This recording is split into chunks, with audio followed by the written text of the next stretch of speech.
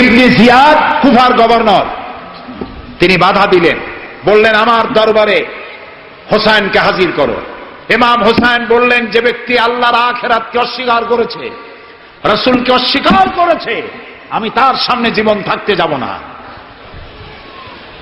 রাতারাতি ইয়াজিদ ৬,০০০ সৈন্য পাঠিয়ে দিল।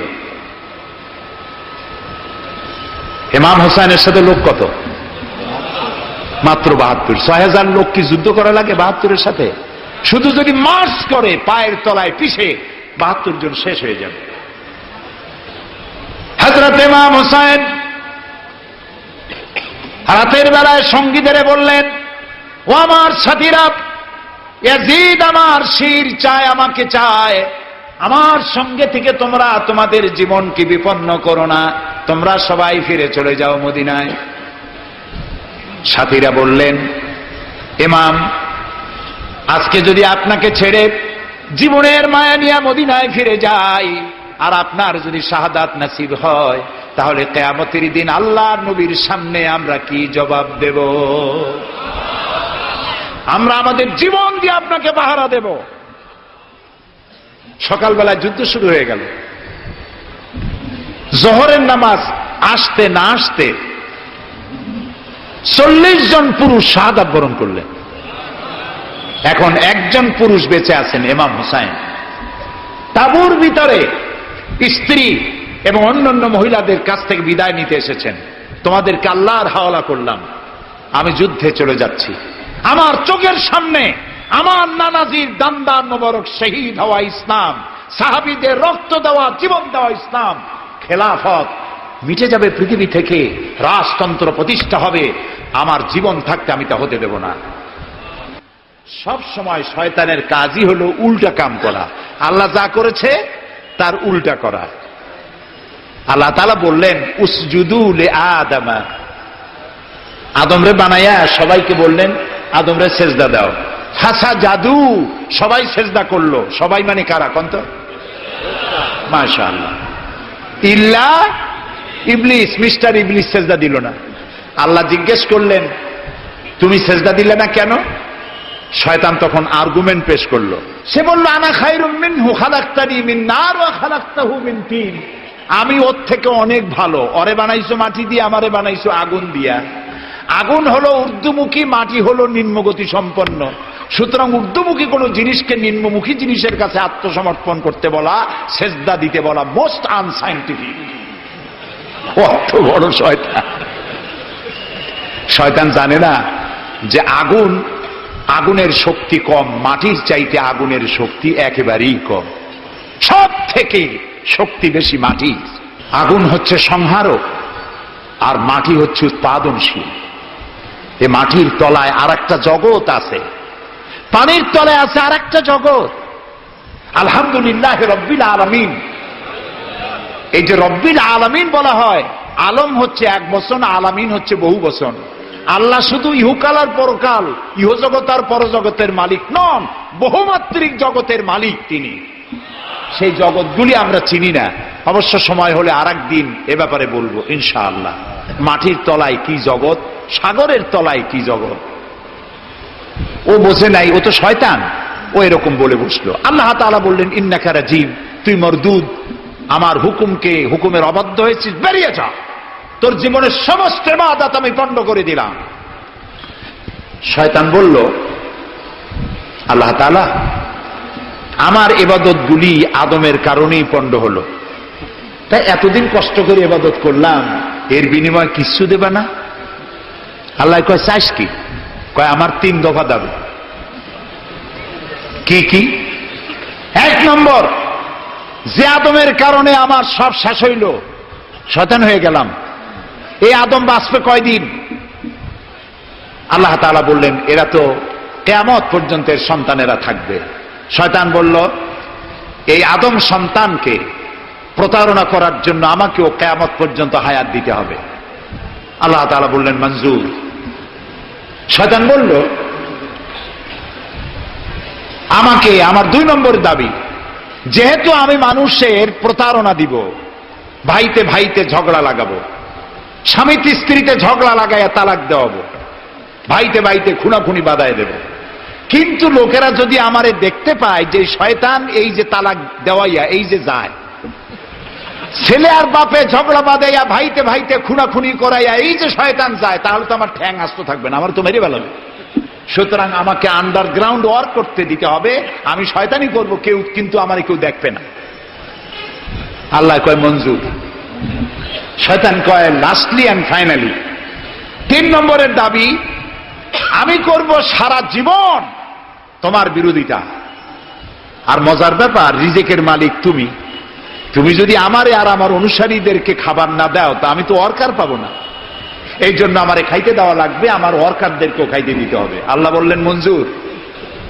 শয়তান বলল, হায় আল্লাহ তাআলা, এবার তোমার জাহান্নামের সংখ্যা বাড়াইতে পারো, আমি তোমার সমস্ত বান্দাগুলি সব জাহান্নামকে ভর্তি করে দেবো। এই কোরআন শরীফে আছে। আল্লাহ তাআলা ফেরেশতাদের বললেন, ফেরেশতারা শুনছো শয়তানি কইল কি? আল্লাহ রাব্বুল আলামিন বলেন, আমার ফেরেশতারা, আমার আদম সন্তানের, আমার বান্দারা যদি একটি শয়তানের প্রতারণায় পড়ে একটি যদি গুনার কাজ করার নিয়ত করে, কাজটা করে নাই, শুধু নিয়ত করেছে, ইচ্ছা করেছে, আমলনামায় কোনো গুনাহ লিখবে না। গুনাহটা যখন করে ফেলবে, একটি গুনার বদলে শুধু একটাই গুনাহ লিখবে। আর যদি আমার বান্দা যদি একটি পুণ্য কাজের, নেক কাজ করার নিয়ত করে, কাজটা করে নাই, শুধু নিয়তের জন্য একটা নেকি লিখে দিবা। নেকির কাজটি যখন সম্পাদন করবে তখন একের উপরে 10টা গ্রেস মার্ক লাগাইয়া দিবা। সুবহানাল্লাহ। আমি এইভাবে করে আমার বান্দাদেরকে মাফ করে দেব। সুবহানাল্লাহ। শয়তান মানুষকে ওয়াসওয়াসা দেয়, আর আল্লাহ যা বানায় তার উল্টা বানায়। আল্লাহ বানাইলো জাকাত, শয়তান বানাইলো কি কন্তবুদ্ধি করে? সুদে আর জাকাতে পার্থক্য কি? সুদ হচ্ছে ধনীদের গরিবদের কাছ থেকে নাও, ধনীদের দাও। আর যাকাত হচ্ছে ধনীদের কাছ থেকে নাও, সব গরিবদেরকে বন্টন করে দাও। সুবহানাল্লাহ। এর নাম যাকাত। আর এই কাজটি করার দায়িত্ব আল্লাহ দিলেন সরকারকে। সূরা হজ আল্লাহ রাব্বুল আলামিন বলেন, আল্লাযীনা ইম্মাক্কান্নাহুম ফিল আরদ আকামুস সালাত ওয়া আতাউজ যাকাত ওয়া আমারু বিল মা'রুফি ওয়া নাহাউ আনিল মুনকার ওয়ালিল্লাহি আকিবাতুল উমুর। আমি যদি মুমিন বান্দারে ক্ষমতা দেই, তারা 4 দফা কাজ করবে। কয় দফা বলেন? 1 নম্বরে মুমিনেরা ক্ষমতায় গিয়ে নামাজ প্রতিষ্ঠা করবে। 1 নম্বর কাজ নামাজ প্রতিষ্ঠা করবে। ক্ষমতায় গিয়ে তারা অর্ডার করবে, বেলা 1টার সময় সমস্ত কোর্ট কাছারি, আদালত, শিক্ষা প্রতিষ্ঠান, কল কারখানা সব বন্ধ হবে আধা ঘন্টার জন্য। জোহরের নামাজ আর দুপুরের খানার বিরতি। নামাজ শেষ, আবার কাজ করতে আসো। নামাজ বাধ্যতামূলক। নামাজ যদি বাধ্যতামূলক হয় তাহলে তার সুফল কি? তার সুফল হলো, এসপি যদি বাধ্যতামূলক ভাবে নামাজ হয়, আর এসপি যদি মসজিদের ইমামতি করে দারোগাদের নিয়ে, অফিসারদের নিয়ে, দারোগা যদি, ওসি যদি থানায় পুলিশদের নিয়ে তার ইমামতিতে নামাজ হয়, এমপি যদি তার এলাকার অফিসার দিয়ে নিয়ে ইমামতি করে নামাজে, মন্ত্রী যদি তার এলাকার লোক নিয়ে, অফিসারদের নিয়ে সচিবালয় ইমামতি করে, এই মন্ত্রী, এই এমপি, এই ওসি, এই এসপি এদেরকে পিটাইয়াও ঘুষ খাওয়ান যাবে? যাবে না। যে বিশ্ববিদ্যালয়ের ভাইস চ্যান্সেলর নামাজ বাধ্যতামূলক হওয়ার কারণে মসজিদের ইমামতি করবেন, শিক্ষক, শিক্ষয়িত্রী, ছাত্র, ছাত্রী 5 ওয়াক্ত নামাজ যে বিশ্ববিদ্যালয় জামাতে আদায় করবে, ওরা কি মাস্তান, গুন্ডা, সাদাবাজ হবে? হতে পারে না। এই জন্য সরকারের প্রথম দায়িত্ব হবে, কে বলতেছেন? কার কথা শোনাইতেছি? প্রথম দায়িত্ব হচ্ছে নামাজ প্রতিষ্ঠা করো। 2 নম্বরে যাকাত আদায় করো। 2 নম্বরে কি? যাকাত আদায় করো। এই যাকাত গভর্নমেন্ট আদায় করবে। আল্লাহর কায়দাটা কি দেখেন, এর মধ্যে সিগনিফিকেন্স কি? গভর্নমেন্ট আদায় করবে কেন? আমরা দিলে হবে না কেন? আমরা দিলেও হবে যদি ইসলামী সরকার না থাকে। ইসলামী সরকার হলে অর্থাৎ আল্লাহর বিধান কায়েম হলে জাকাত কালেকশন করবে গভর্নমেন্ট। এখানে একটা সাইকোলজিক্যাল ব্যাপার আছে। আমি যদি অধ্যক্ষ রশিদ খান সাহেবের কাছে আমি বলি যে আমি গরিব মানুষ, আমার কিছু সাহায্য করেন, উনি যদি আমাকে সাহায্য দেন জাকাত থেকে অথবা কোনো দয়া করে কিছু পয়সা দেন, চিরটা কাল ওনাকে দেখলে পরে আমার মাথাটা একটু নত হয়ে যেতে পারে। আল্লাহ চান না তার কোন বান্দার মাথা আর একটা গোলামের সামনে নত হোক। সেই জন্য আল্লাহ চান সরকারের কাছ থেকে নাও, তোমার মাথা উঁচু থাকুক। সুবহানাল্লাহ কইতে ইচ্ছা করে না? এ মাথার অনেক দাম, যেখানে সেখানে সেজদা দিয়েন না। পীর বুজুর্গ দেখলেই পায়ের উপরে পড়ে যায়েন না। কদমবসি করতে ইচ্ছা করে করেন, আমি বাধা দেব না, কিন্তু মাথাটা নিচু করেন না। মাথাটা আল্লাহ ছাড়া কারো সামনে নত হতে পারে না। এই মাথার অনেক দাম। আপনার বডি চেনাই যাবে না যদি মাথা না থাকে। আপনার মা অথবা স্ত্রী ছাড়া মস্তকবিহীন বডি চেনা কঠিন। এটা বডির আইডেন্টিটি। এই জন্য দেখবেন পৃথিবীর সমস্ত প্রাণী খাবারের সময় রুজির উপরে, রিজিকের উপরে মুখ লাগাইয়া খায়। গরু, বাছুর, মুরগি, হাঁস, হাতি, বাঘ, ভল্লুক, ময়না, টিয়া সব খাবারের উপরে মুখ লাগাইয়া খায়। কেবলমাত্র মানুষ খাবারের সময় খাবারটা মাখাইয়া মাথা উঁচু থাকে এখানে দেয়। আল্লাহ চান রিজিকের সামনে আমার বান্দার মাথা নত হবে না, মাথা নত হবে তো রাজ্জাকের সামনে নত হবে, রিজিকের সামনে নয়। সুতরাং গভর্নমেন্টের কাছ থেকে নাও, তাহলে তোমার মর্যাদা ঠিক থাকবে, কোনো ব্যক্তির কাছ থেকে নয়। গভর্নমেন্ট কালেকশন করবে, গভর্নমেন্ট বিতরণ করবে। এরপরে দারিদ্র বিমোচন ইসলামের সব থেকে বড় প্রোগ্রাম, দারিদ্র বিমোচন করা। কারণ কি? কারণ হলো আমার রাসূল বলেছেন, কাদাল ফাকরু আইয়াকুনা কুফরা। দারিদ্র মানুষকে কুফরির মধ্যে ঠেলে দেয়। তার নামাজ রোজা থাকে না, আল্লাহ রসুল থাকে না।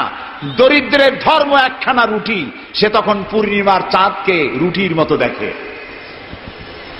আছেন একটা কবিতা এরকম, পূর্ণিমার চাঁদ যেন ঝলসানো রুটি,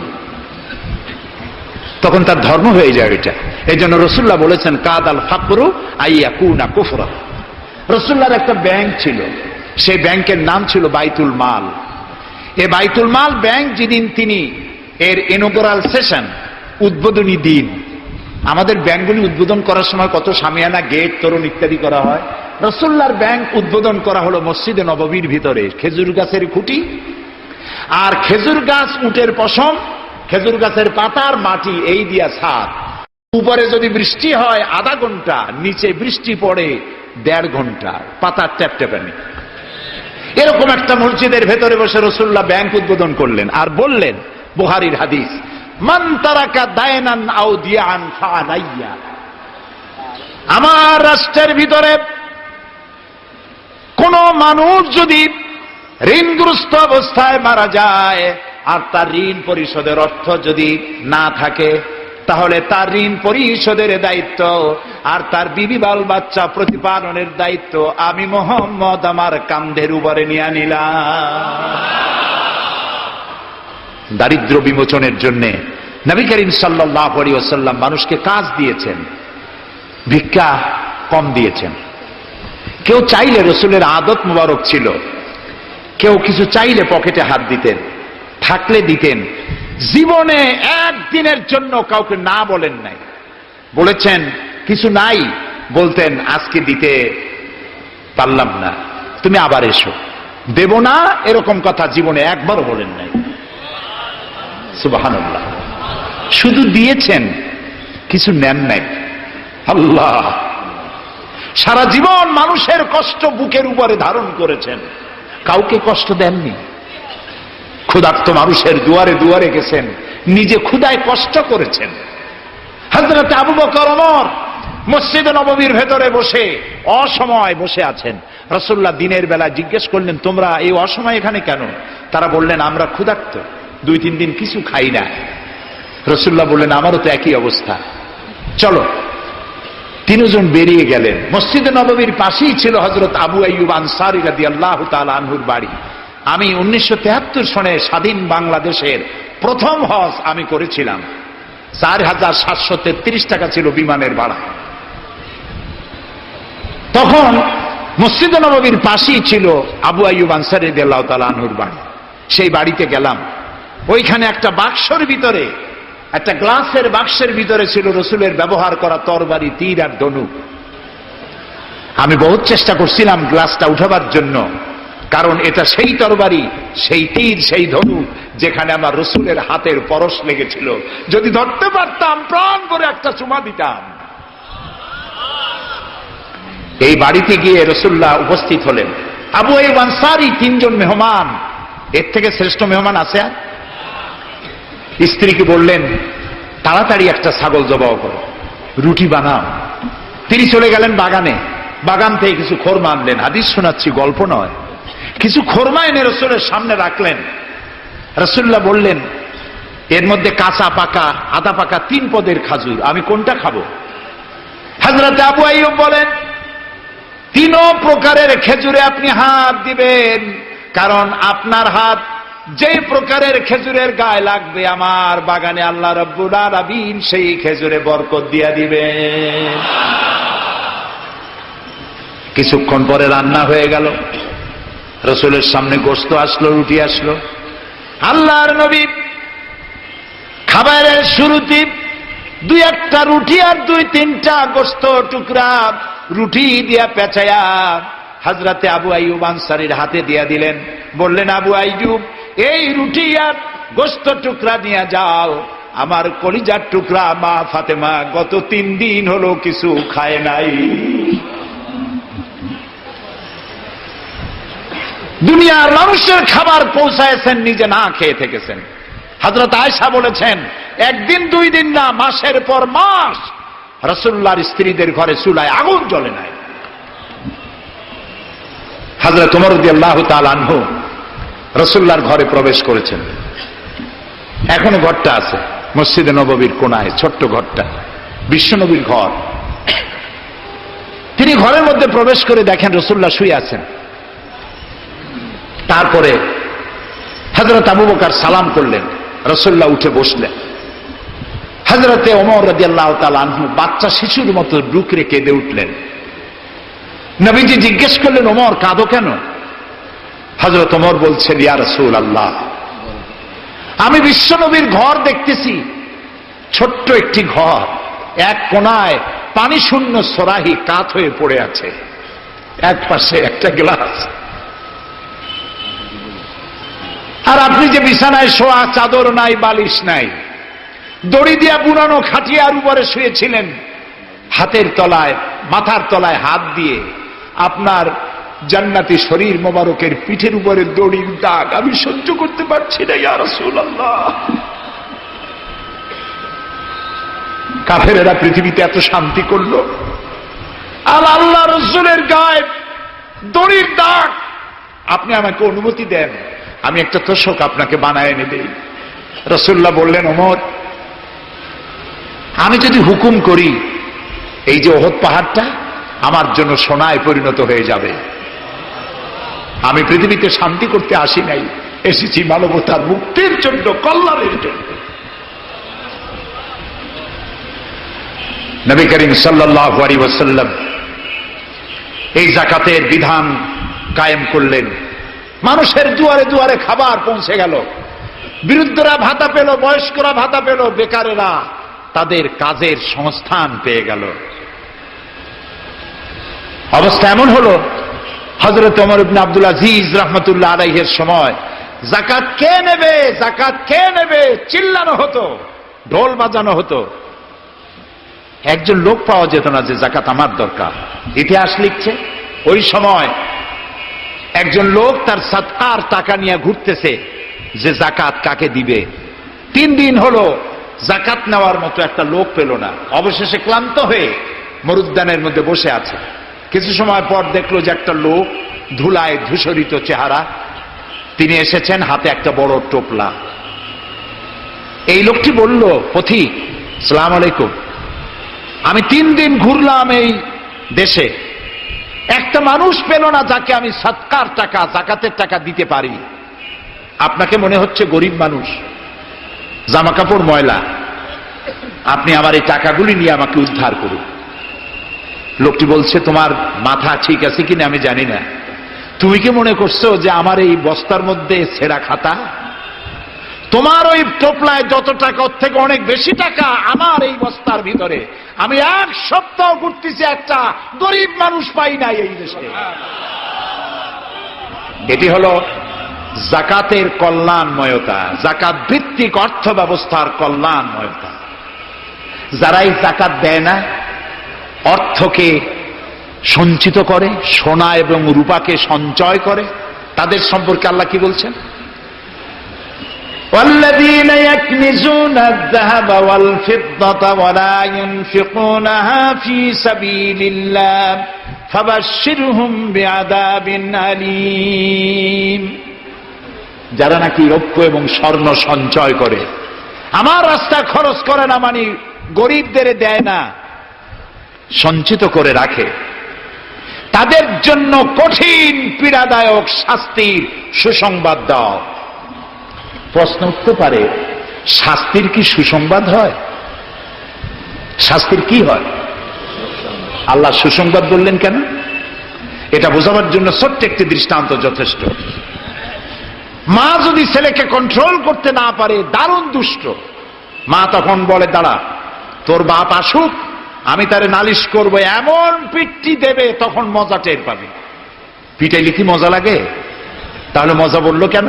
শাস্তির তীব্রতা বোঝাবার জন্য মজা শব্দ ব্যবহার করা হয়। এটা কোরআনে কারিমের বাগধারা। আল্লাহ তাআলা বলছেন, তীব্র শাস্তির সুসংবাদ দাও। স্বর্ণ আর রৌপ্য জমা করে রেখেছো, যাকাত দাওনি। বহু মহিলার অসংখ্য সোনার রূপা আছে, যাকাত দেন না। কবে কালে ভদ্র একটা বিয়ে আসবে, সেই বিবাহে সজ্জিত হয়ে যাবেন, সারা বছরে যাকাত দিলেন না, এতগুলি সোনা আটকায় রাখলেন কেন? আল্লাহ চান না টাকা পয়সা পুঞ্জীভূত হয়ে থাকুক। কোরআন শুধু নামাজ রোজা নয়, দেখুন না আল্লাহ কি বলছেন।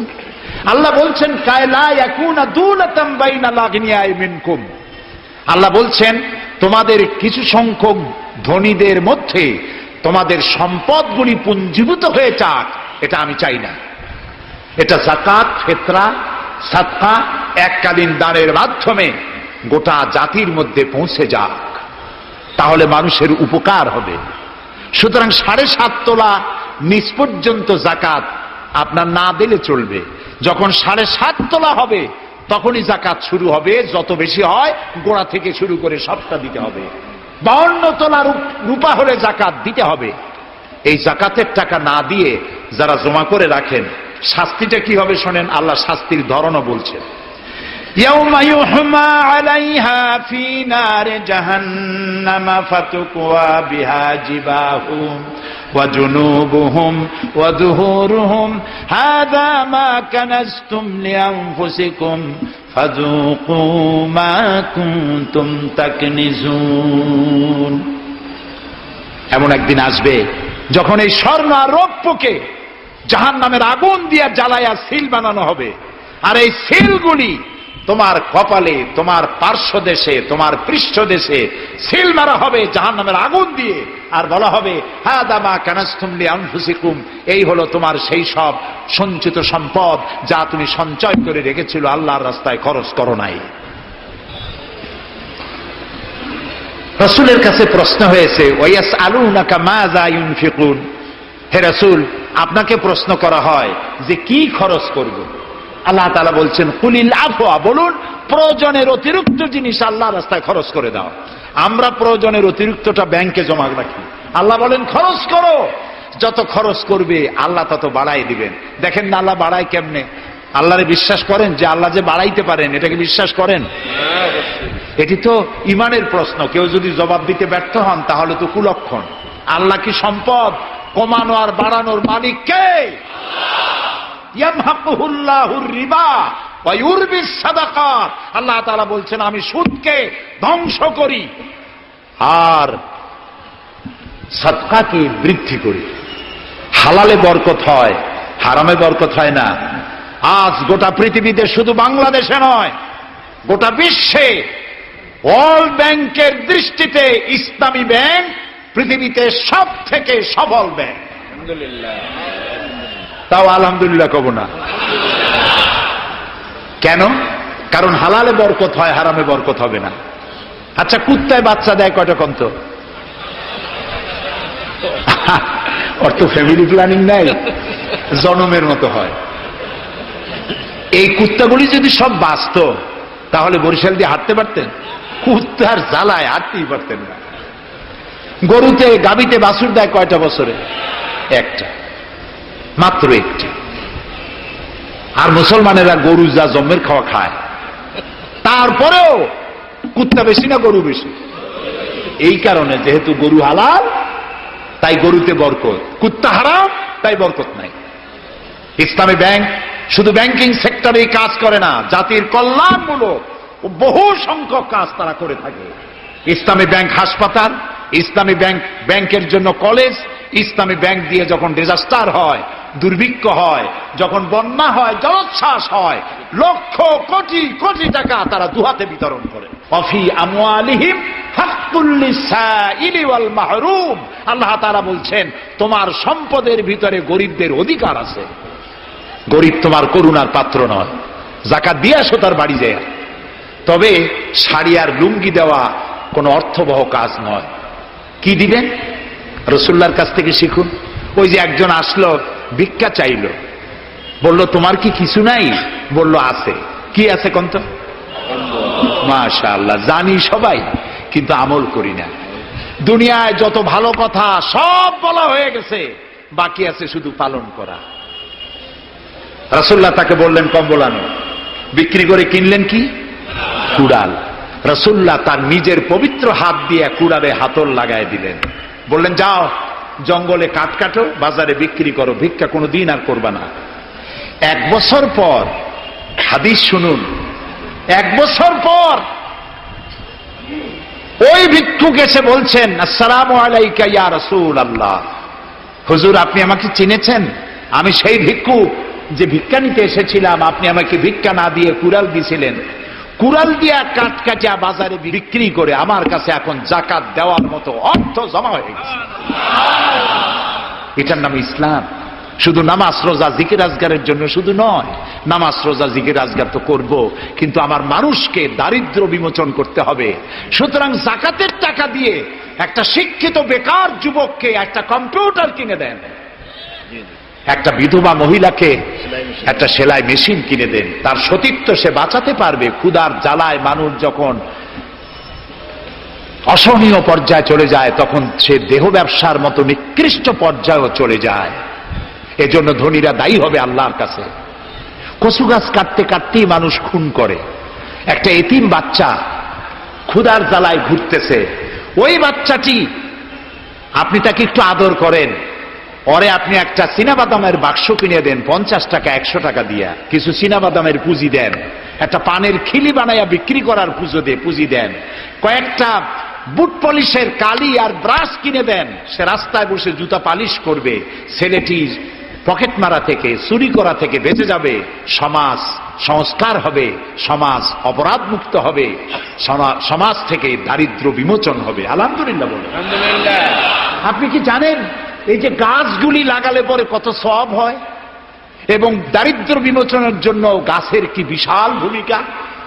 রাসূলুল্লাহ বলেছেন হাদিস, তোমার কাছে যদি এমন খবর আসে যে কিয়ামত হচ্ছে, আর তখন যদি তোমার কাছে কোনো গাছের চারা থাকে, কিয়ামত হচ্ছে, গাছের চারাটি কিয়ামত আসার পূর্বেই গাছের চারাটি লাগিয়ে যাও, কিয়ামতের দিন সাতটায় জারিয়ার সওয়াব পেয়ে যাবে।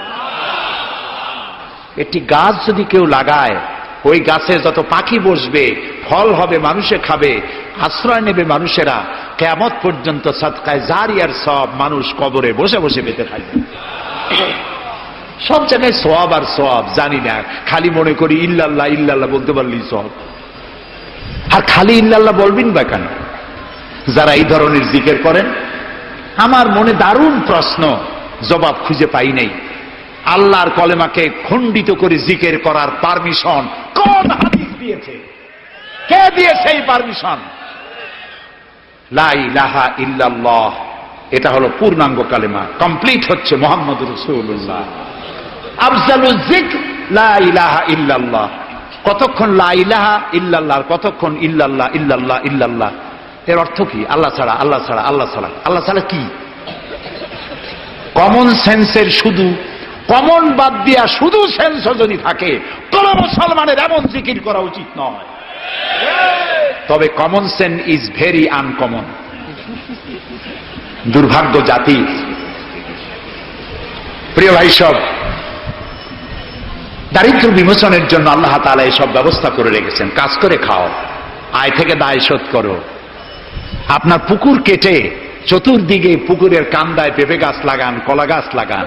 হাঁস পালেন, হাঁসগুলি পানিতে সাঁতার কাটবে, ভেতরে মাছ থাকবে। হাঁসের পায়খানা খেয়ে মাছ বড় হবে, হাঁস বড় হয়ে ডিম দেবে। এই ডিম বিক্রি করবেন, মুরগি বিক্রি করবেন, পেঁপে বিক্রি করবেন, কলা বিক্রি করবেন।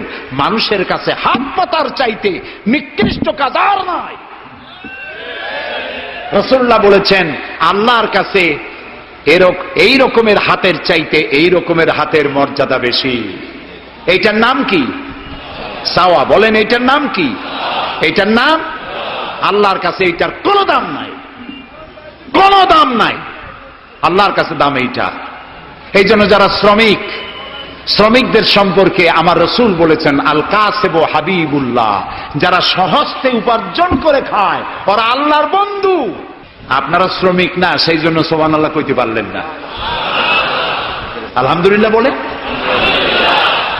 রাসূলুল্লাহর হাদিস শোনাচ্ছি, আমি গাজী কালু চম্পাবতীর পুঁথি শোনাচ্ছি না। আল কাসিবু হাবিবুল্লাহ, যে ব্যক্তি সহজে উপার্জন করে খায় সে আল্লাহর বন্ধু।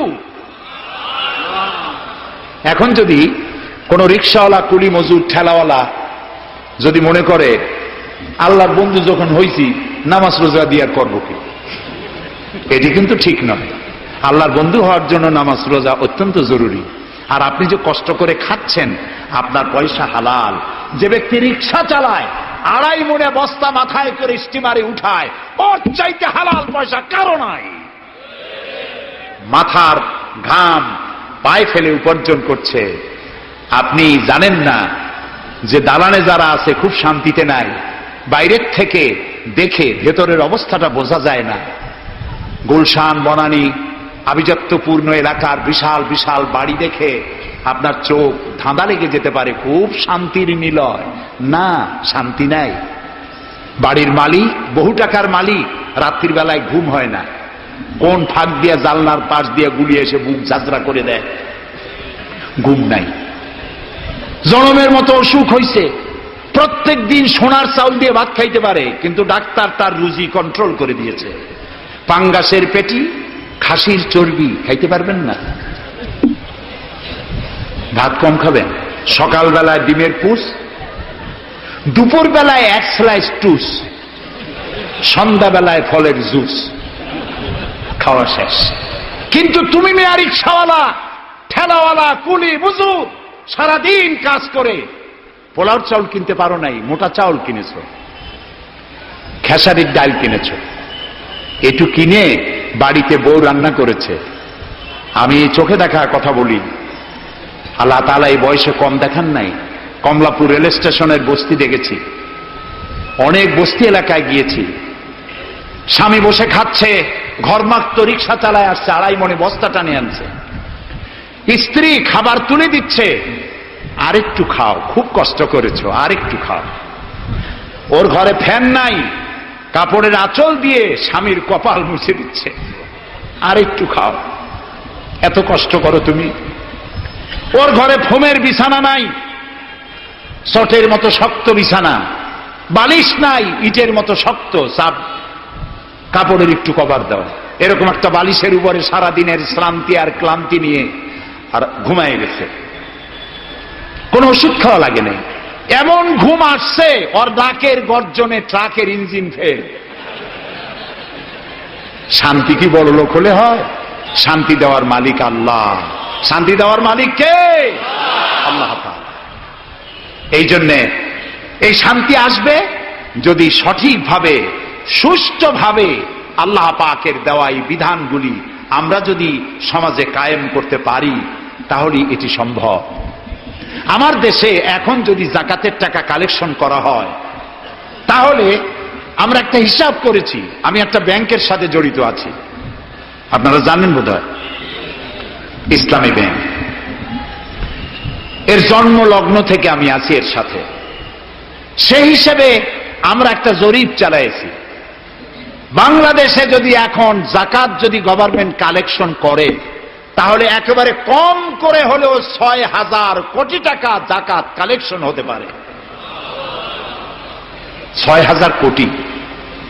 আর ওয়াকফ এস্টেট আছে বাংলাদেশে লক্ষ লক্ষ একর জমিন, যা বিভিন্ন মোতাল্লি তারা সিন্দাবাদের দত্তের মতো ওয়াকফ সম্পত্তির উপরে চেপে বসে আছে। এই ওয়াকফ সম্পত্তি যদি উদ্ধার করা যায়, আর জাকাত আর ওশরের টাকা যদি গভর্নমেন্ট কালেকশন করতে পারে, বাংলাদেশের দারিদ্র বিমোচনের জন্য পৃথিবীর কারো কাছ থেকে একটি টাকাও নেওয়ার দরকার নাই। এই যে ৬,০০০ কোটি টাকার শূন্যতা ভ্যাকুয়াম সৃষ্টি হলো বাংলাদেশে, এই শূন্যতা পূরণের জন্য এগিয়ে এলো এনজিওরা, এবং তারা সুদের বাণিজ্য শুরু করলো। ব্যাংক সুদ নেয় 15 or 17%, আর এনজিওরা নেয় 35 থেকে 40%। মারাত্মক সুদখোর। সমাজে কাবলিওয়ালাদের মতো সুদ চালু করে দিয়েছে। প্রিয় ভাই সব, বাংলাদেশ এটি সম্পদশালী দেশ। যারা বলে, আমি পার্লামেন্টে একবার বক্তৃতায় বলেছিলাম যে যারা বলে বাংলাদেশ গরিব, আমি তাদের সাথে একমত হতে পারি না। আমার দেশ সম্পদশালী দেশ, আলহামদুলিল্লাহ বলে। আমার দেশ, এ বাংলাদেশের আবাদযোগ্য জমির পরিমাণ 2,40,00,000 একর। আলহামদুলিল্লাহ বলবেন না? এখানে বনজ সম্পদ আছে 32,53,860 কিলোমিটার বর্গমিটার নিয়ে, বর্গমাইল জুড়ে। এখানে আল্লাহর হিকমতটা দেখেন। সুন্দরবন আমাদের থেকে দূরে না কাছে? বরিশাল, বরগুনা, বাগেরহাট, সাতক্ষীরা, এই এলাকায় সুন্দরবন কে বানাইছে? কোন গভর্নমেন্ট বানিয়েছে? কেন আজ অন্য জায়গায় বানানো হলো না কেন? উত্তরবঙ্গে বানাইলো না কেন? কারণ আমাদের বঙ্গোপসাগর হলো সাইক্লোন জোন, এখান থেকেই ঘূর্ণিঝড়ের উৎপত্তি হয়। সাইক্লোন জোন 240, 80, 300 অথবা সহস্র মাইল স্পিডে বা 500 মাইল স্পিডে ঝোড়ো হওয়া প্রবাহিত হওয়ার জন্য ঘূর্ণিঝড় প্রস্তুতি দেয়। আবহাওয়া বার্তা দিয়ে তা শোনানো হয়। উপকূলীয় এলাকায় যদি আল্লাহ তাআলা সুন্দরবন তৈরি না করতেন, তাহলে সমুদ্রের ঘূর্ণিঝড়ের প্রথম ধাক্কায় কুয়াকাটা, পটুয়াখালী, বরগুনা, সাতক্ষীরা, পিরোজপুর, বাগেরহাট, বরিশাল প্রথম ধাক্কায় উড়ে চলে যেত। আল্লাহ তাআলা কি দয়া, সুন্দরবন বানাই দিয়ে প্রোটেক্টেড করেছেন। তাও আমরা সুবহানাল্লাহ বলবো না। এই সুন্দরবন রক্ষার জন্য গভর্নমেন্ট পাহারাদার লাগিয়েছে, কিন্তু পাহারাদারেরা নিজেরাই রক্ষকরা হইছে ভক্ষক, জন্মের খাওয়া খাইতেছে। আল্লাহ দেখলেন যে এরা তো এই ধরনের মানুষ খুব বেকায়দা, সেই জন্য আল্লাহ তাআলা নিজেও কিছু পাহারার ব্যবস্থা করলেন। সেই পাহারাদারকে রয়্যাল বেঙ্গল টাইগার। যদি সামনে পড়েন 10 কোটি টাকা ঘুষ দেবেন, এ কথা শুনলেও আপনারে ছাড়বে না। যাতে বংশানুক্রমে পৃথিবীর মানুষ, দেশের মানুষ এগুলি ভোগ দখল করতে পারে, আল্লাহ সেই জন্য পাহারাদার রেখে দিয়েছেন। সুবহানাল্লাহ। আমার দেশে রয়েছে পানি সম্পদ। বাংলাদেশে ছোট বড় 250টি নদ নদী আছে, যেগুলির দৈর্ঘ্য 3,200 বর্গ মাইল। আছে পানি সম্পদ, আছে পশু সম্পদ, আছে মৎস্য সম্পদ, সর্বোপরি আছে এই বাংলাদেশের 14 কোটি মানুষের 28 কোটি হাত। এই হাতগুলি যদি ভিক্ষুকের হাত না হয়ে কর্মীর হাত হয়ে যায়, তাহলে আমাদের দেশ গরিব থাকতে পারে না। আমার দেশের সম্পদের অভাব নাই, যথেষ্ট সম্পদ আছে, শুধুমাত্র ইকুয়াল ডিস্ট্রিবিউশন নাই। সৎ এবং যোগ্য নেতৃত্বের অভাবে এই চরম দুরবস্থার সৃষ্টি হয়েছে। আরো হয়েছে রাজনৈতিক প্রতিহিংসার কারণে। তা না হলে আমরা পৃথিবীর মধ্যে দাঁড়ায় যেতাম। যুদ্ধ বিধ্বস্ত জাপান কোথা থেকে কোথায় গেল। উত্তর কোরিয়া আমেরিকাকে চ্যালেঞ্জ করছে।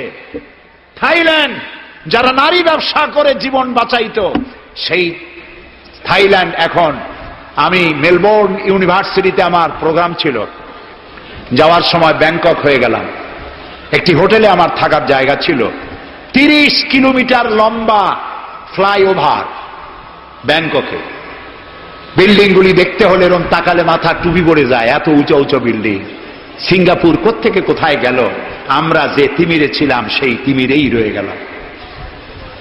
আমাদের বুঝতে হবে, আমার ইসলাম দারিদ্র্যের বিকাশের জন্য আসে নাই, দারিদ্র্য বিমোচনের জন্য এসেছে। সুন্দর একটি সমাজ বিনির্মাণের জন্য ইসলাম এসেছে, এবং তা গণতান্ত্রিক প্রক্রিয়ার মধ্য দিয়ে। নবী করিম সাল্লাল্লাহু আলাইহি সাল্লাম যদি বলতেন ইন্তেকালের সময় যে আমার মেয়ে নেতৃত্ব দিবে, আমার নাতি নেতৃত্ব দিবে, বলেন কার বাবার হিম্মত ছিল এটার প্রতিবাদ করার? তিনি কি তা করেছেন? না। ইন্তেকালের সময় জিজ্ঞাসিত হয়ে তিনি বললেন, আমার পরে তোমাদের মধ্যে যিনি বেশি যোগ্য, খোদাভীরু, আল্লাহকে ভয় করে, তেমন লোককে তোমরা নেতা নির্বাচিত করো। আবু বকর রাদিয়াল্লাহু তাআলা তাই বলেছেন, ওমর, ওসমান, আলী তাই বলেছেন। সুবহানাল্লাহ বলেন। ওয়া আমরুহুম শুরা বাইনাহুম, এটি হলো গণতন্ত্র। তোমরা তোমাদের পরামর্শ ভিত্তিতে তোমাদের রাষ্ট্র সমাজ পরিচালনা করো। সুবহানাল্লাহ বলেন। কে বলে কোরআন শুধুমাত্র একটি ধর্মগ্রন্থ, বেদ আর বাইবেলের মতো? নিশ্চয়ই নয়। কোরআন একটি পূর্ণাঙ্গ জীবন বিধান, যা মানুষের জীবনের কথা বলে। এ মাসটার নাম কি? আরবি মাসের নাম কি? মুহররম। এটি সেই মাস যে মাসে খেলাফতকে প্রতিষ্ঠার জন্য রাসূলের কলিজার টুকরা নয়নের পুতুল ইমাম হোসাইন কারবালার ময়দানে শাহাদাত বরণ করেছিলেন, রাজতন্ত্রের বিরোধিতা করেছিলেন। হযরত ইমাম হোসাইন তিনি দেখতে পেলেন 680 খ্রিস্টাব্দে সিরিয়ার দামেস্কে এজিদ ক্ষমতা দখল করলো অগণতান্ত্রিক পদ্ধতিতে, এবং সরকারি মালের কোনো হিসাব নাই, অডিট নাই, স্বৈরাচারী কায়দায় তিনি ক্ষমতা দখল করে মদিনার আহলে বায়াত যারা মদিনার নেতৃবৃন্দকে তার আনুগত্য করার জন্য বাধ্য করলো। ইমাম হোসাইন যে মায়ের পেটে এসেছেন, যে পিতার পেটে জন্মে এসেছেন, যে নানার কোলে বড় হয়েছেন, তিনি কি এই দৃশ্য চোখে দেখতে পারেন? তিনি বললেন আমি কুফায় যাব। কুফার লোকেরা দাওয়াত দিল, তিনি কুফায় রওনা করবেন। মদিনার লোকেরা হাতে পায়ে ধরলো, কুফায় আপনি যাবেন না। তিনি বললেন আমি কোন ক্রমে এজিদের বশ্যতা স্বীকার করব না, আমি এর বিরোধিতা করবই। মাত্র 72 জন লোক নিয়ে তিনি কুফার দিকে অগ্রসর হলেন। এই 72 জনের মধ্যে 40 জন পুরুষ আর 32 জন নারী আর শিশু। তিনি যখন কারবালা প্রান্তরে পৌঁছে গেছেন, ইবনে জিয়াদ কুফার গভর্নর, তিনি বাধা দিলেন, বললেন আমার দরবারে হোসাইনকে হাজির করো। ইমাম হোসাইন বললেন যে ব্যক্তি আল্লাহর আখিরাতকে অস্বীকার করেছে, রাসূলকে অস্বীকার করেছে, আমি তার সামনে জীবন থাকতে যাব না। রাতারাতি ইয়াজিদ 6000 সৈন্য পাঠিয়ে দিল। ইমাম হোসাইনের সাথে লোক কত? মাত্র 72। 6000 লোক কি যুদ্ধ করা লাগে 72-এর সাথে? শুধু যদি মার্চ করে পায়ের তলায় পিছে 72 জন শেষ হয়ে যাবে। হযরত ইমাম হোসাইন রাতের বেলায় সঙ্গীদের বললেন, ও আমার সাথীরা, ইয়াজিদ আমার শির চায়, আমাকে চায়, আমার সঙ্গে থেকে তোমরা তোমাদের জীবনকে বিপন্ন করো না, তোমরা সবাই ফিরে চলে যাও মদিনায়। সাথীরা বললেন, ইমাম আজকে যদি আপনাকে ছেড়ে জীবনের মায়া নিয়ে মদিনায় ফিরে যাই, আর আপনার যদি শাহাদাত নসিব হয়, তাহলে কিয়ামতের দিন আল্লাহর নবীর সামনে আমরা কি জবাব দেব? আমরা আমাদের জীবন দিয়ে আপনাকে পাহারা দেব। সকালবেলায় যুদ্ধ শুরু হয়ে গেল। জোহরের নামাজ আসতে না আসতে 40 জন পুরুষ শাহাদাত বরণ করলেন। এখন একজন পুরুষ বেঁচে আছেন, ইমাম হোসাইন। তাঁবুর ভিতরে স্ত্রী এবং অন্যান্য মহিলাদের কাছ থেকে বিদায় নিতে এসেছেন। তোমাদেরকে আল্লাহর হাওয়ালা করলাম, আমি যুদ্ধে চলে যাচ্ছি। আমার চোখের সামনে আমার নানাজির দান্দার মোবারক শহীদ হওয়া ইসলাম, সাহাবীদের রক্ত দেওয়া, জীবন দেওয়া ইসলাম, খেলাফত মিটে যাবে পৃথিবী থেকে, রাজতন্ত্র প্রতিষ্ঠা হবে, আমার জীবন থাকতে আমি তা হতে দেব না। স্ত্রী এগিয়ে এলেন, বললেন, হুসাইন, জিহাদের ময়দানে থেকে আমি আপনাকে বিরত থাকতে বলবো না, তবে একটি দাবি আছে। এই যে ছোট্ট দুগ্ধপোষ্য শিশু, গত কয়েকদিন হলো ঘরে খাবার নাই, পানি নাই, আমার বুকে দুধও নাই, এই ছোট্ট বাচ্চাটিকে একটু পানির ব্যবস্থা করুন।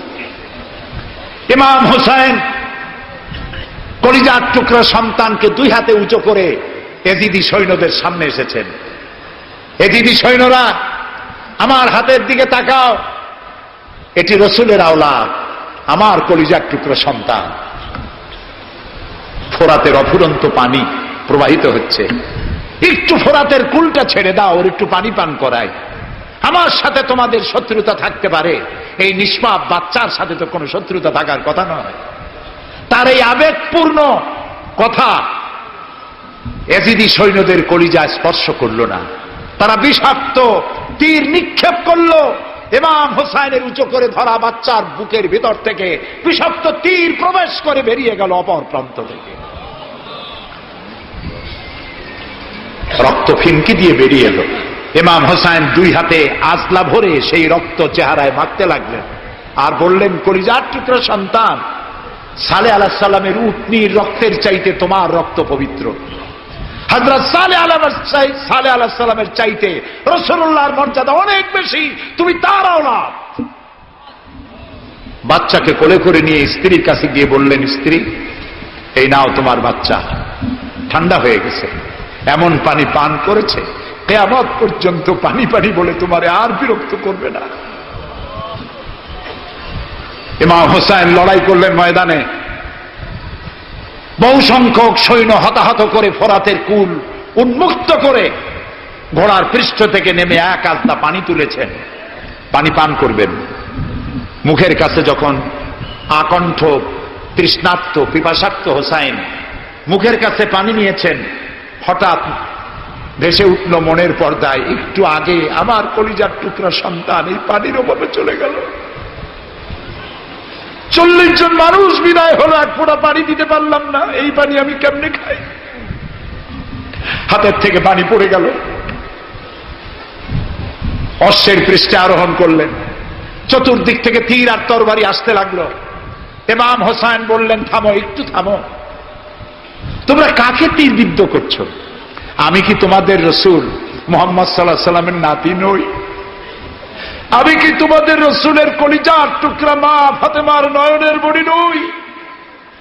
কেমন করে আমার গায়ে তোমরা তীর মারো? উম্মে সালমা, আমাদের মা উম্মে সালমা রাদিয়াল্লাহু তাআলা আনহা, সকাল বেলায় 11ই মুহররম সকাল বেলায় তিনি ঘরে বসে কাঁদতেছেন। কয়েকজন প্রতিবেশী মহিলা এসে বলছেন, মা আপনি কাঁদেন কেন? তিনি বলছেন, আজকে রাত্রে আমি স্বপ্ন দেখেছি রাসূলুল্লাহ আমার বাড়ি এসেছেন, আমি দেখতে পেলাম আল্লাহ রসুলের চোখ দিয়ে পানি পড়ছে, দাড়ি মোবারক ধুলা মাখা, মুখ কাটা বলি। আমি জিজ্ঞেস করলাম, ইয়া রাসূলুল্লাহ, আপনি কাঁদেন কেন? মুখখানা মলিন কেন? দাড়ি মোবারকে ধুলাবালি কেন? রাসূলুল্লাহ বললেন, উম্মে সালমা, তুমি জানো না আমি এইমাত্র কারবালা থেকে এসেছি, আমি দেখে এলাম আমার কলিজার টুকরা হুসাইনের শির মোবারক তার দেহ থেকে বিচ্ছিন্ন করে ঘোড়ার পদতলি, ঘোড়া দিয়ে পদদলিত করা হয়েছে তার দেহ মোবারক। ইসলাম এত সহজে আসে না, অনেক রক্ত পাড়ি দিয়ে এসেছে ইসলাম। হযরতে হুসাইনের মস্তক মুবারক এজিদি সৈন্যরা একটা প্লেটে করে নিয়ে কুফার গভর্নর ইবনে জিয়াদের সামনে রেখেছে। ইবনে জিয়াদ চেয়ারে বসা, সিংহাসনে বসা, ইমাম হুসাইনের মস্তক মুবারক তার পায়ের কাছে রেখেছে। কলঙ্কিত ইতিহাস, কি করে আমি শুনাই আপনাদেরকে? ইবনে জিয়াদ চেয়ারে বসে পায়ের কাছে রাখা ইমাম হুসাইনের ঠোঁটের উপরে লাঠি দিয়ে নাড়তেছে। হযরত যায়েদ রাদিয়াল্লাহু তাআলা আনহু 80 বছর বয়স, তিনি বলছেন, ইবনে জিয়াদ, এতক্ষণ যা করেছো মুখ বুজে সহ্য করেছি, কিন্তু এখন যেটা তুমি করতেছো পায়ের কাছে কার ব্যথা? তুমি যে ঠোঁটের উপরে লাঠি দিয়া নাড়তেছো, আমি যায়েদ, আমি দেখেছি রাসূলুল্লাহ 1000 বার এই মুখের উপরে চুমা খেয়েছে। তোমার বেয়াদবি বন্ধ করো। প্রিয় ভাই সব, রাজতন্ত্র নয়, পরামর্শ ভিত্তিক সমাজ ব্যবস্থা প্রতিষ্ঠার জন্য আল্লাহ তাআলা ইসলাম দিয়েছেন, দ্বীন দিয়েছেন। সেই জীবন ব্যবস্থা ইসলাম আজকে এই পৃথিবীতে মুসলমানদেরকে সন্ত্রাসী জাত হিসেবে চিহ্নিত করার জন্য, উগ্র জাতি হিসেবে, সহিংস জাতি হিসেবে, অগণতান্ত্রিক জাতি হিসেবে প্রমাণিত করার জন্য পাশ্চাত্য শক্তি তারা নবী করিম সাল্লাল্লাহু আলাইহি সাল্লামের ব্যঙ্গচিত্র এঁকে দুনিয়ায় ছড়িয়ে দিয়েছে। আজকে জুমার খুতবায় আমি কসাই মসজিদে বলেছিলাম, রাসূলুল্লাহর মাথার উপরে বোমা আকৃতির পাগড়ি বেঁধেছে, পাশে দুইটা অর্ধনগ্ন মেয়ে লোক রেখেছে। নাউজুবিল্লাহ। তোদের মতো অসভ্য আছে পৃথিবীতে? ডেনমার্ক, আমেরিকা, ইউরোপ, তোমরাও কি মানুষের মতো কাজ করেছ? বিশ্ব নবী পৃথিবীতে সব দিয়েছেন, কিছু নেন নাই। তাকে অপমান করার অর্থ হচ্ছে মানব সভ্যতাকে অপমান করা। রাসূলকে অপমান করার ক্ষমতা কারো নাই। তার সম্মান পাহাড় সমান নয়, তার সম্মান আকাশ সমান নয়। রাসূলের সম্মান আল্লাহর আরশ পর্যন্ত। আল্লাহ তার আরশে আজিমে কাউকে দাওয়াত দেন নাই, বিশ্ব নবীকে দাওয়াত দিয়েছিলেন। আমি আমার বরিশালবাসীদের বলবো, মুসলমানদেরকে ধৈর্য ধারণ করতে হবে, আরো সংযমী হতে হবে। ইসলাম সর্বশ্রেষ্ঠ জীবন ব্যবস্থা। এই কল্যাণময় জীবন ব্যবস্থা প্রতিষ্ঠার জন্য এগিয়ে আসতে হবে মুসলমানদেরকে, সকলকে, হিন্দুদেরকেও। হিন্দু, বৌদ্ধ, খ্রিস্টানদের বলি, আমার প্রিয় ভাইয়েরা, আপনাদের মধ্যে আমাদের মধ্যে পার্থক্য খুবই কম। হিন্দুরা বলেন এক ব্রহ্মা, দ্বিতীয় নাস্তি। আমরা বলি লা ইলাহা ইল্লাল্লাহ। কথা প্রায় কাছাকাছি।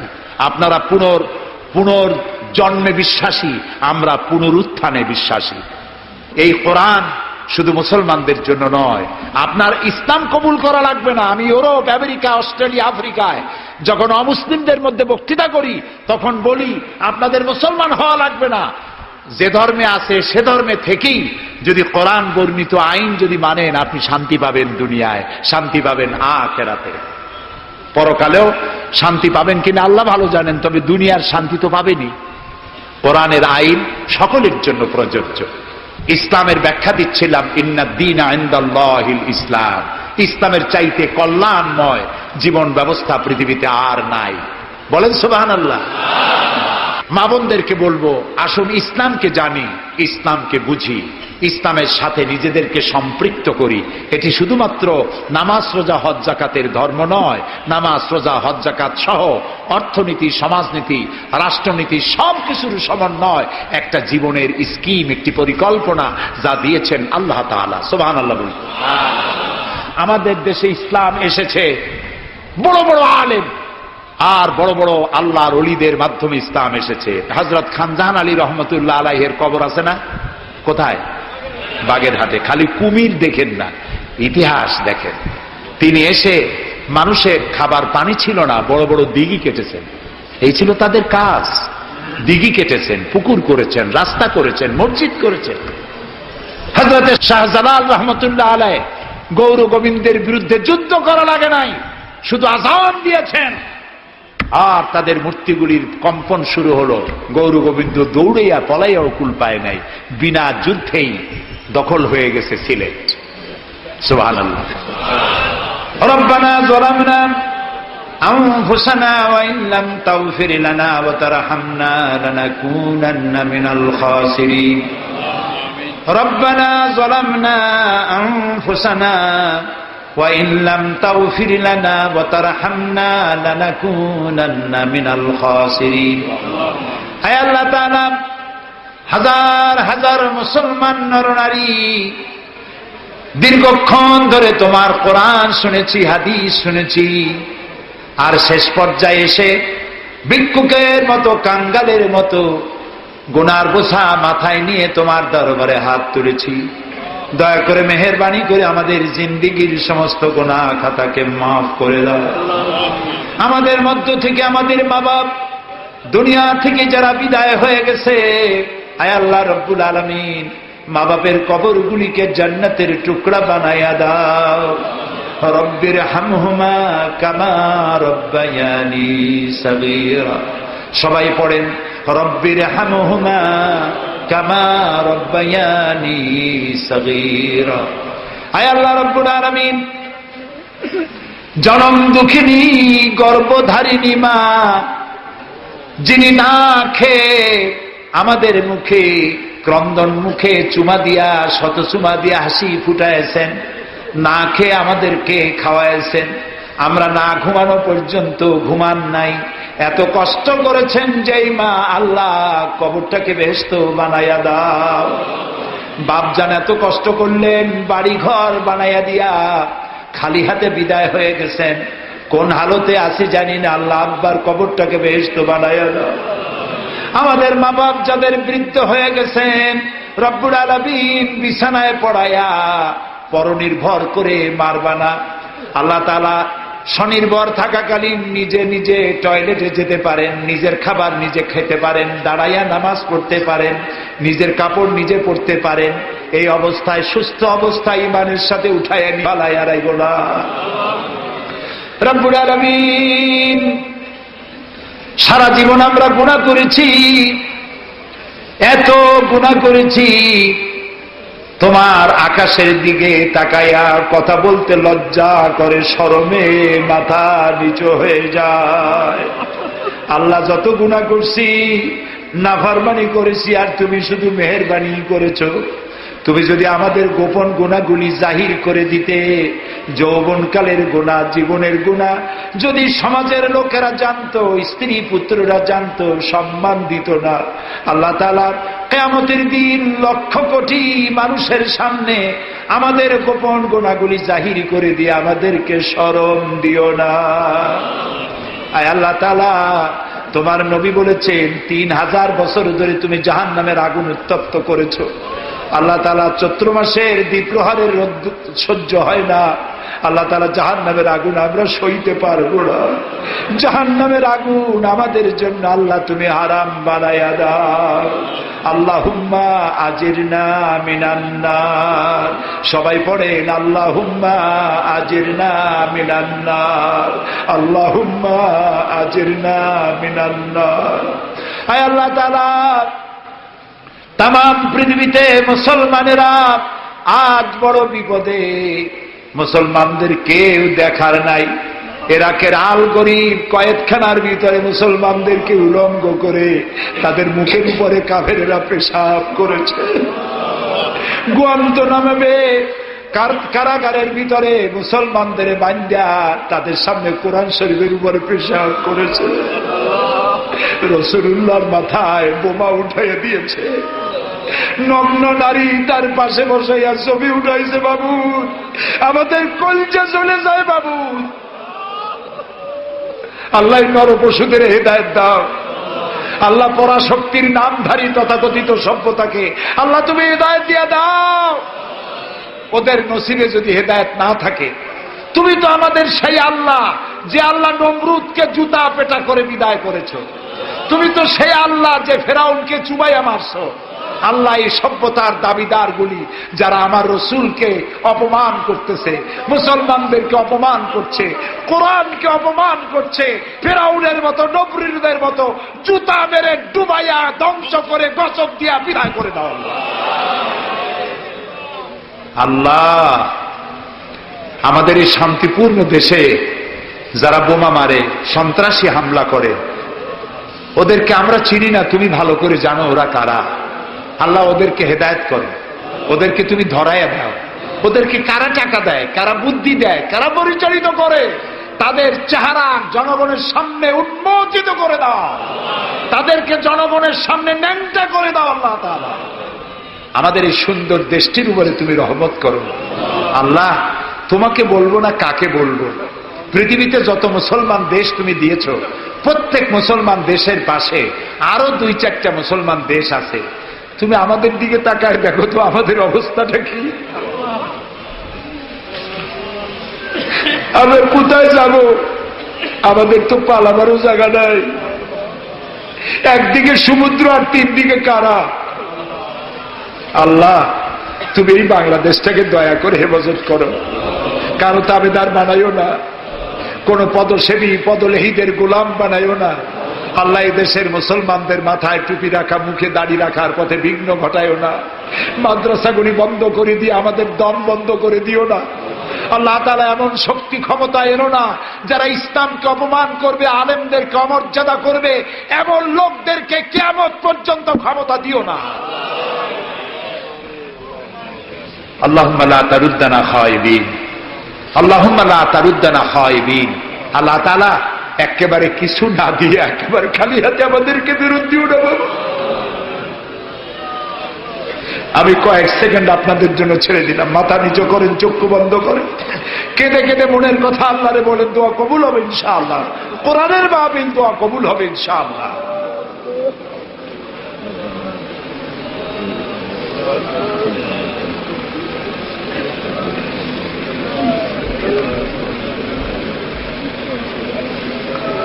আয় আল্লাহ, তুমি নিশ্চয়ই শুনতে পাচ্ছ আমরা কি বলছি, তুমি নিশ্চয়ই দেখতে পাচ্ছ আমরা কোথায় বসা আছি। আল্লাহ তাআলা তুমি তাকিয়ে দেখো, তোমার অনেক বান্দীরা তারা বহু কষ্ট করে এসছেন। আল্লাহ তোমার বান্দীদের আরজি পুরা করো, মহিলাদের মা বোনদের ব্যাধি মাফ করো, যার সন্তান নাই নিঃসন্তানীকে সন্তান দাও, যাদের ছেলে মেয়ে বড় হয়েছে বিয়ে দিতে পারে না বিয়ের ব্যবস্থা করে দাও, রুজি রুটিতে যাদের অভাব অনটন আল্লাহ তাদের ব্যবস্থা করে দাও। আল্লাহ তাআলা আমাদের দেশে যারা নৈরাজ্য সৃষ্টি করতে চায়, অস্থির করতে চায় দেশটাকে, আল্লাহ তাদের হাত থেকে দেশটাকে রক্ষা করো। এই বরিশালের উপর রহমত নাজিল করো। এখানে যারা ব্যবসা বাণিজ্য করে হালাল ভাবে ব্যবসায় বরকত দাও। এদেশে হিন্দু মুসলমান খ্রিস্টান বৌদ্ধ সাম্প্রদায়িক সম্প্রীতি নিয়ে বসবাস করার তৌফিক দান করে দাও। আলেম ওলামা পীর বুজুর্গদের মধ্যে মহব্বত কায়েম করে দাও। যারা আলেম ওলামাদের মধ্যে বিদ্বেষ সৃষ্টি ছড়ায়, যারা ইসলামী আন্দোলনের বিরুদ্ধে ফতোয়া দিয়া আল্লাহ তাআলা যারা বিঘ্ন ঘটাতে চায়, আল্লাহ দয়া করে তাদেরকেও হেদায়েত করো। অনেকে দোয়া চেয়েছেন, যিনি যেভাবে দোয়া চেয়েছেন তুমি জানো, তার দোয়া পূরণ করো। আল্লাহ তাআলা এই মাহফিলে জনগণকে সাহায্য করার তৌফিক দাও। আল ফারুক সোসাইটিকে কিয়ামত পর্যন্ত কবুল করে নাও। ربنا تقبل منا إنك أنت السميع العليم وتب علينا إنك أنت التواب الرحيم سبحان ربك رب العزة عما يصفون وسلام على المرسلين والحمد لله رب العالمين واجعل آخر كلامنا عند الموت لا إله ইল্লাল্লাহু মুহাম্মাদুর রাসূলুল্লাহ। আসসালামু আলাইকুম ওয়া রাহমাতুল্লাহ। সকল প্রকার ইসলামিক ক্যাসেট, সিডি ও ভিসিডির জন্য যোগাযোগ করুন কেএসপি মাল্টিমিডিয়া সেন্টার, 60 ডি, পুরানা পল্টন, ঢাকা 1000 ও মাল্টিমিডিয়া পিসি, কাটাবন মসজিদ ক্যাম্পাস, নিচতলা, ঢাকা।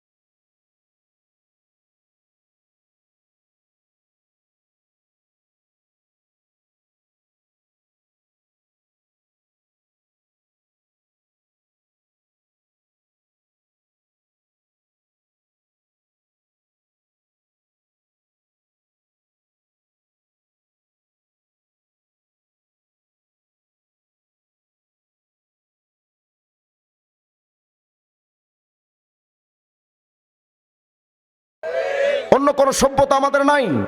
যদি তাই হয়, মুসলমানের সন্তান কিভাবে গণতন্ত্র প্রতিষ্ঠার রাজনীতি করো, সমাজতন্ত্র প্রতিষ্ঠার রাজনীতি কিভাবে করো?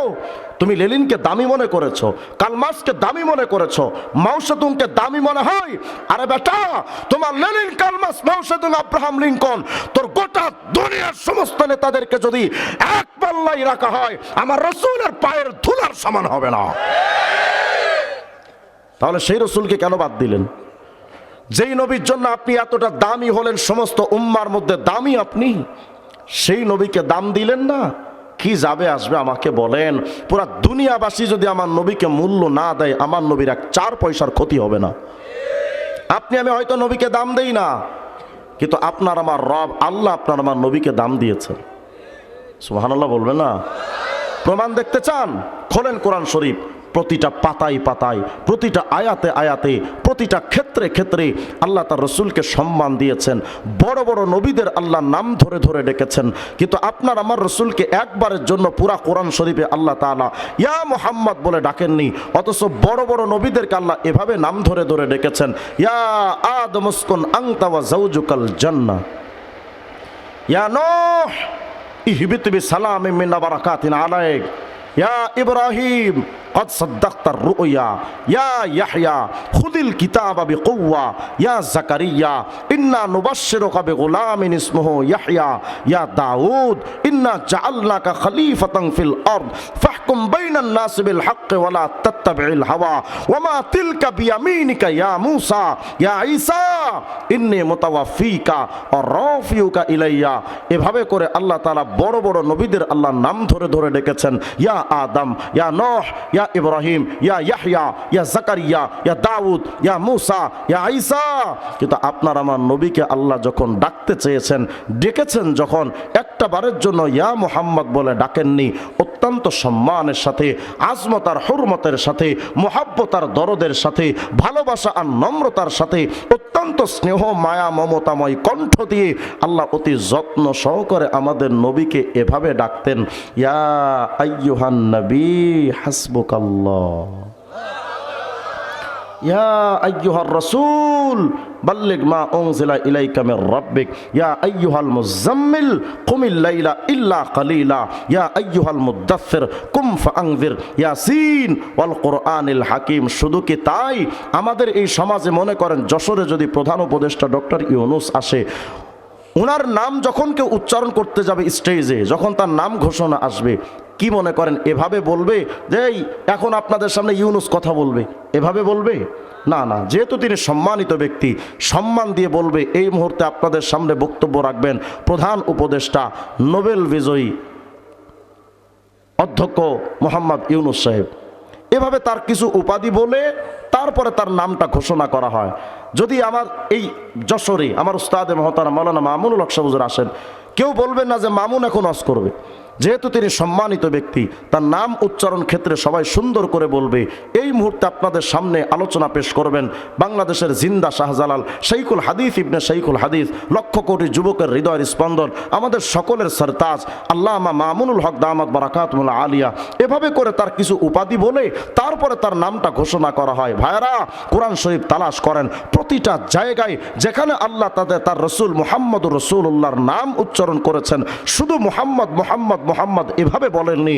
আল্লাহ হয়তো রাসূলুল্লাহ ব্যবহার করেছেন, নইলে খাতামুন নবিয়্যিন ব্যবহার করেছেন। দেখেন আল্লাহ বলছেন, ওয়ামা মুহাম্মাদুন ইল্লা রাসূল কদ খালাত মিন ক্বাবলিহির রাসূল মুহাম্মাদুর রাসূলুল্লাহ ওয়াল্লাযীনা মাহু আশিদ্দাউ আলাল কুফফার মা কানা মুহাম্মাদুন আবা আহাদিম মির রিজালিকুম ওয়ালাকিন রাসূলুল্লাহি ওয়া খাতামান নবিয়্যিন। এভাবে করে আল্লাহ তার রাসূলকে প্রতিটা জায়গায় জায়গায় সম্মান দিয়েছেন। আহারে কপাল পোড়া মুসলমান, যেই নবীর জন্য তোমার এতটা দাম, যেই নবীকে আল্লাহ নিজে এত দাম মান মর্যাদা সম্মান দিয়েছেন, সেই নবীর মুহাব্বতের দাড়িটা সেলুনে গিয়া কাইটা ক্লিন শেভ করে সেলুনে যে ফালা দিয়ে আসলা, নবীর মোহাব্বতের দাড়িটা এখন মুচি মেথর ঋষি দুনিয়ার সমস্ত ফালতু লোকেরা এসে তাদের পায়ের জুতার তলায় নবীর দাড়িটাকে যে পাড়াচ্ছে, তারপরও তোমার বিবেক জাগ্রত হয় না যে তুমি তোমার নবীকে কতটা অপমান করছো। নবীজি বলেছেন আমার মতো চুল কাটো, তুমি নবীকে বার্তা দিলা নবী আপনার চুলের স্টাইল আমার পছন্দ না, আমি মেসি আর নেইমারের মতো চুল কাটবো। হুজুর বলেন আমার মতো পোশাক পরো, তুমি নবীকে বোঝাতে চাইলে নবী আপনার পোশাকের স্টাইল আমার পছন্দ না, এজন্য আমি বলিউড টলিউডের নায়ক নায়িকাদের মতো পোশাক পরি। হুজুর বললেন আমার রাজনীতি করো, তুমি নবীকে বললেন নবী আপনার ইসলামী রাজনীতি আমার পছন্দ না, এজন্য লেনিন কালমাস মাউসেতুং আব্রাহাম লিঙ্কনদের রাজনীতি আমি করি। তুমি নবীকে কত ভাবে অপমান করলে তোমায় ক্ষান্ত হবে আমার তো বুঝে আসে না। যুবকেরা তুমি তো মেসি আর নেইমারের পাগল, তার মতো চুল কাটছো, তুমি মনে করো তোমার মেসি আর নেইমারের নামটা তো বিশ্বব্যাপী ছড়ানো। আরে বেটা তোমার মেসি আর নেইমারের নাম বিশ্বব্যাপী ছড়ানো, আর তোমার রসুলের নাম তো আরশ পর্যন্ত ছড়ানো। সুবহানাল্লাহ জোরে বলেন না। প্রমাণ দেখতে চান তো চলেন আমি একটা ছোট্ট উদাহরণ দিলে আপনারা বুঝবেন। মনে করেন আমাদের এই যশোরে কোনো ছেলে যদি মেয়েদের সাথে প্রেম করে, দেখবেন ওই ছেলেটা নিজের নাম আর তার প্রেমিকার নাম হাতের মধ্যে দুই নামের শুরু অক্ষর নিয়ে ফর এক্সাম্পল এভাবে ট্যাটু করে, অথবা মিন্দি দিয়া লেখে S+M লেখে না, এমনভাবে চুপচাপ আছেন যে হুজুর আমরা এগুলো বুঝি টুজি না, আমরা আব্দুল কাদের জিলানী একটু আগে জান্নাত থেকে পালায় আসছি।